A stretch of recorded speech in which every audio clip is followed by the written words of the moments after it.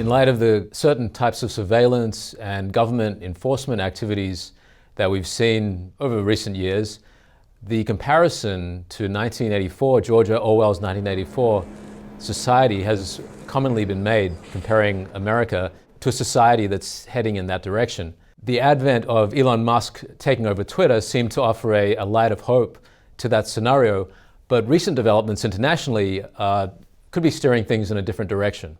Brendon, I think it's central for us all to keep in mind how important censorship is to a totalitarian regime. Censorship is the key pillar in any totalitarian regime. Let's look at what that means. I'm Brendon Fallon. And I'm Lee Smith. And we're Over the Target. One of the main recent developments on this, Lee, is that Australia's E-Commissioner on Safety has warned Elon Musk that if he doesn't better control what they refer to as hate speech, that the Twitter company will be hit with a $700,000 Australian fine, which is about $476,000 US every day, that it doesn't control what they call hate speech. This isn't Australia alone. A similar threat has also come from the EU. Right. I mean, I would imagine it's coming back to the United States as well.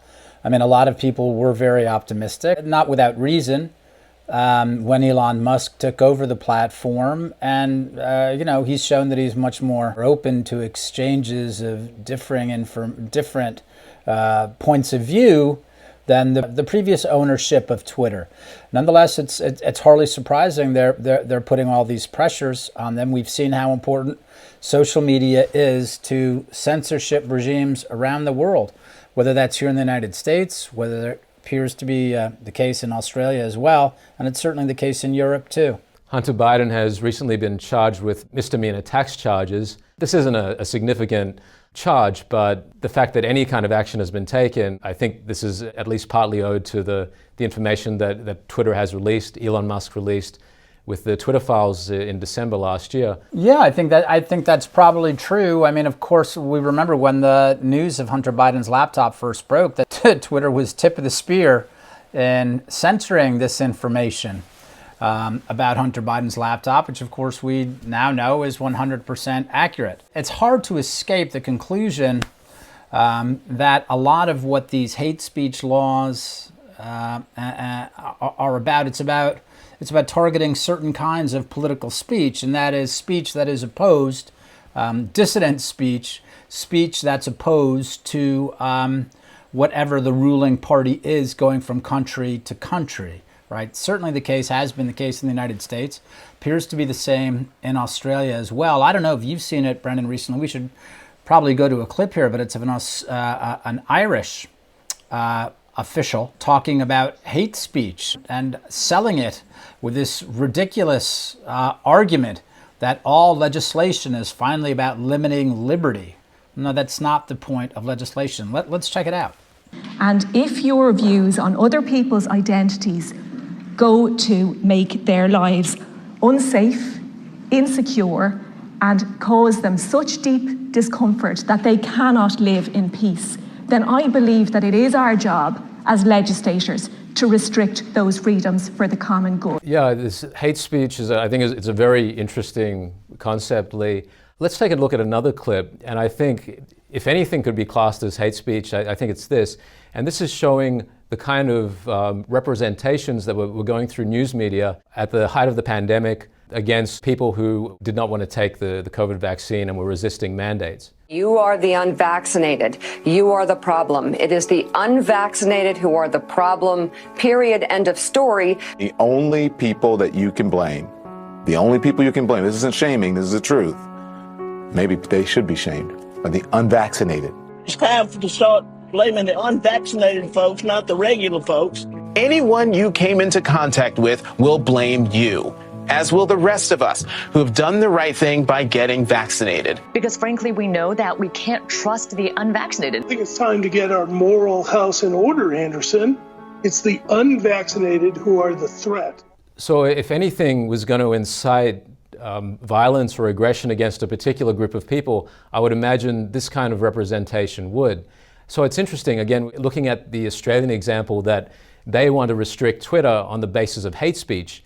And Australia is where we saw quarantine camps being set up for the unvaccinated. We have another clip here of the woman in Melbourne who was arrested in front of her children, in front of her husband, while she was pregnant, because she posted on Facebook about a freedom event demonstrating against COVID lockdowns. What's this about? I have an ultrasound in an hour. Let me finish and I'll explain. It's in relation to a Facebook post, in relation to a lockdown protest you put on for Saturday. Yeah, and I wasn't breaking any laws by doing that. You are actually. You are breaking the law. That's why I'm arresting you in relation to How can you arrest her? That's in front of my 2 children. Can't you just say to her, take the post down? Like, come on. I'm happy to delete the post. This is ridiculous. Yeah. A little more than 2 years on, even, it's still painful to watch that footage, and as it was painful to watch that anthology of what were basically threats against people who made a decision about their own lives that they weren't going to take the vaccines. And of course, in some ways, wanted to make a decision about putting a mask across their face. I don't think that anyone at the time who objected to those or who felt that they were being threatened was going to label this hate speech, even though it clearly was. They weren't looking to legislate against it. The point has always been that speech should be met with more speech. That's the point of a democracy. We have 2 sides. We have 2 bodies that represent the voices of the American people, the House of Representatives and the Senate. The idea has always been more speech, not less speech. It may seem like a cliche, or it may have seemed like a cliche up until several years ago, but now we understand why, from the founders to dissidents in the present, have believed that the antidote to destructive language, destructive speech, has always been more speech. In Australia, to draw that comparison again, there is no constitutionally enshrined right to free speech. As one academic put it, there's an implied right of political communication, but nothing like is enshrined in America's Constitution for the right to free speech. And we see, as you were talking about as well, Lee, that any justification can and is used to shut down speech, and it always seems to be, in the public good, like this is for the safety of minors, or this is for broad public safety, and we saw a prevalent example, a very front and center example of this during the pandemic in relation to lockdowns, in relation to vaccine mandates. Debate, speech, is essential not only to our political system as we understand, but every aspect of free societies, right? You need that kind of debate to refine things. Look, nothing comes out of the egg perfectly. How do you refine something? How do you shape something? If something has gone wrong, you need to pull it off the shelf.